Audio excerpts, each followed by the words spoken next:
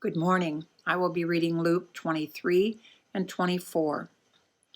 Jesus before Pilate. Then the assembly rose as a body and brought Jesus before Pilate. They began to accuse him, saying, "We found this man perverting our nation, forbidding us to pay taxes to the emperor, and saying that he himself is the Messiah, a king." Then Pilate asked him, "Are you the king of the Jews?" He answered, "You say so." Then Pilate said to the chief priests and the crowds, "I find no basis for an accusation against this man." But they were insistent and said, "He stirs up the people by teaching throughout all Judea, from Galilee where he began, even to this place." Jesus before Herod. When Pilate heard this, he asked whether the man was a Galilean. And when he learned that he was under Herod's jurisdiction, he sent him off to Herod, who was himself in Jerusalem at that time. When Herod saw Jesus, he was very glad, for he had been wanting to see him for a long time, because he had heard about him and was hoping to see him perform some sign. He questioned him at length, but Jesus gave no answer. The chief priests and the scribes stood by, vehemently accusing him. Even Herod, with his soldiers, treated him with contempt and mocked him, and he put an elegant robe on him and sent him back to Pilate. That same day, Herod and Pilate became friends with each other. Before this, they had been enemies. Jesus sentenced to death. Pilate then called together the chief priests, the leaders, and the people, and said to them, "You brought me this man as one who was perverting the people, and here I have examined him in your presence, and have not found this man guilty of any of your charges against him. Neither has Herod, for he sent him back to us. Indeed, he has done nothing to deserve death. I will therefore have him flogged and release him."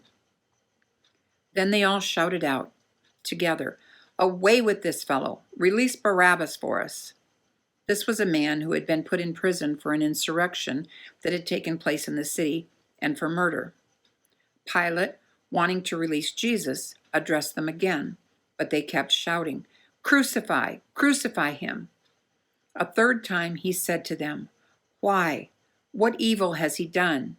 I have found in him no ground for the sentence of death. I will therefore have him flogged and then release him."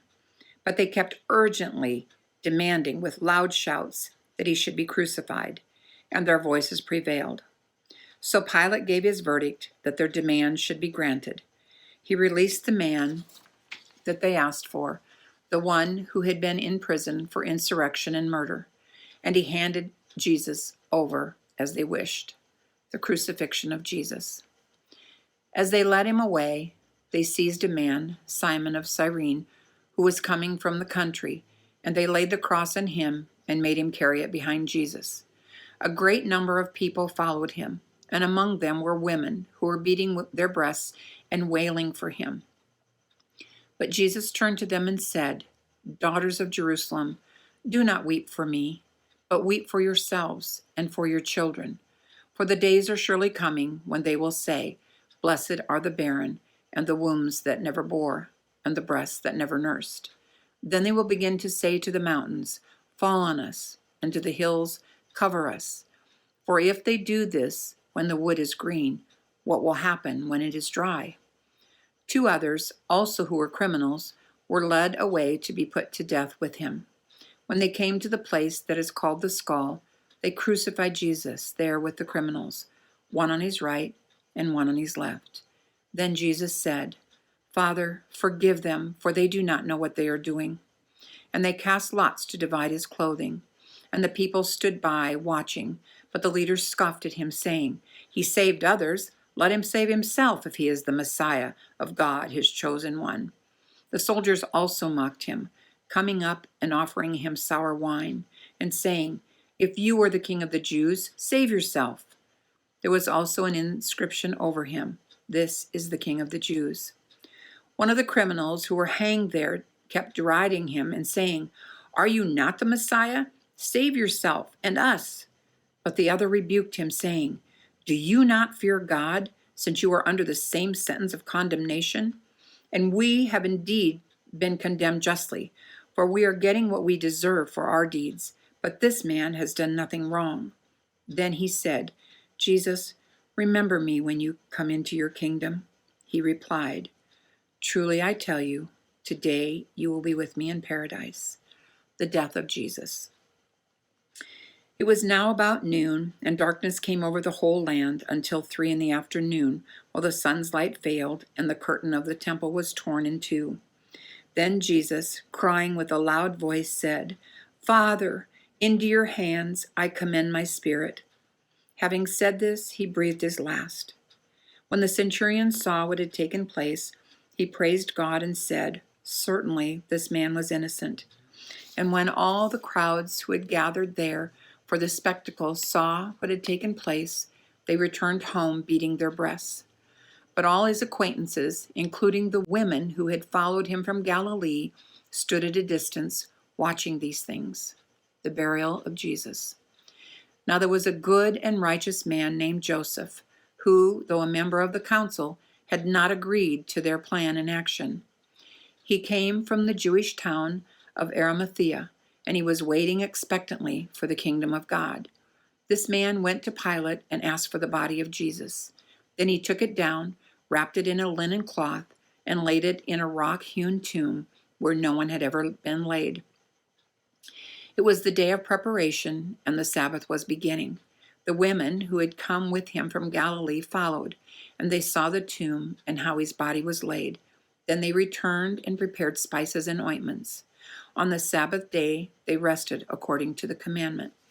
The resurrection of Jesus, Luke 24. But on the first day of the week, at early dawn, they came to the tomb, taking the spices that they had prepared. They found the stone rolled away from the tomb, but when they went in, they did not find the body. While they were perplexed about this, suddenly 2 men in dazzling clothes stood beside them. The women were terrified and bowed their faces to the ground. But the men said to them, "Why do you look for the living among the dead? He is not here, but is risen. Remember how he told you while he was still in Galilee that the Son of Man must be handed over to sinners and be crucified, and on the 3rd day rise again?" Then they remembered his words, and returning from the tomb, they told all this to the 11 and to all the rest. Now it was Mary Magdalene, Joanna, Mary the mother of James, and the other women with them who told this to the apostles. But these words seemed to them an idle tale, and they did not believe them. But Peter got up and ran to the tomb, stooping and looking in. He saw the linen cloths by themselves. Then he went home amazed at what had happened. The walk to Emmaus. Now on the same day, the 2 of them were going to a village called Emmaus, about 7 miles from Jerusalem, and talking with each other about all these things that had happened. While they were talking and discussing, Jesus himself came near and went with them. But their eyes were kept from recognizing him. And he said to them, "What are you discussing with each other while you walk along?" They stood still, looking sad. Then one of them, whose name was Cleopas, answered him, "Are you the only stranger in Jerusalem who does not know the things that have taken place there in these days?" He asked them, "What things?" They replied, "The things about Jesus of Nazareth, who was a prophet, mighty in deed and word before God and all the people, and how our chief priests and leaders handed him over to be condemned to death and crucified him. We had hoped that he was the one to redeem Israel. Yes, and besides all this, it is now the 3rd day since these things took place. Moreover, some women of our group astounded us. They were at the tomb early this morning, and when they did not find the body there, they came back and told us that they had indeed seen a vision of angels who said that he was alive. Some of those who were with us went to the tomb and found it just as the women had said, but they did not see him." Then he said to them, "Oh, how foolish you are, and how slow of heart to believe that all the prophets have declared. Was it not necessary that the Messiah should suffer these things and then enter into his glory?" Then, beginning with Moses and all the prophets, he interpreted to them the things about himself in all the scriptures. As they came near the village to which they were going, he walked ahead as if he were going on. But they urged him strongly, saying, "Stay with us, because it is almost evening, and the day is now nearly over." So he went in to stay with them. When he was at the table with them, he took bread, blessed it, broke it, and gave it to them. Then their eyes were opened, and they recognized him, and he vanished from their sight. They said to each other, "Were not our hearts burning within us while he was talking to us on the road, while he was opening the scriptures to us?" That same hour they got up and returned to Jerusalem, and found the 11 and their companions gathered there. They were saying, "The Lord has risen indeed, and he has appeared to Simon."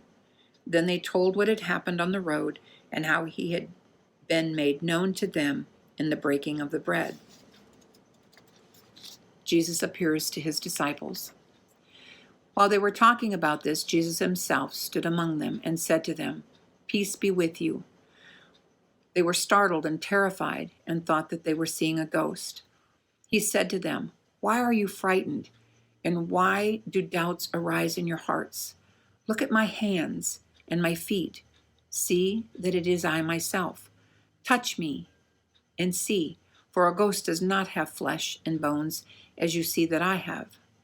And when he had said this, he showed them his hands and his feet.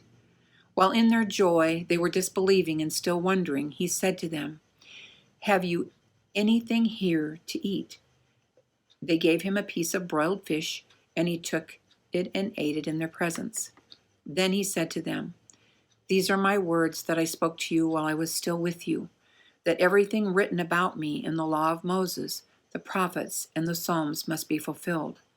Then he opened their minds to understand the scriptures, and he said to them, "Thus it is written that the Messiah is to suffer and to rise from the dead on the third day, and that repentance and forgiveness of sins is to be proclaimed in his name to all nations, beginning from Jerusalem.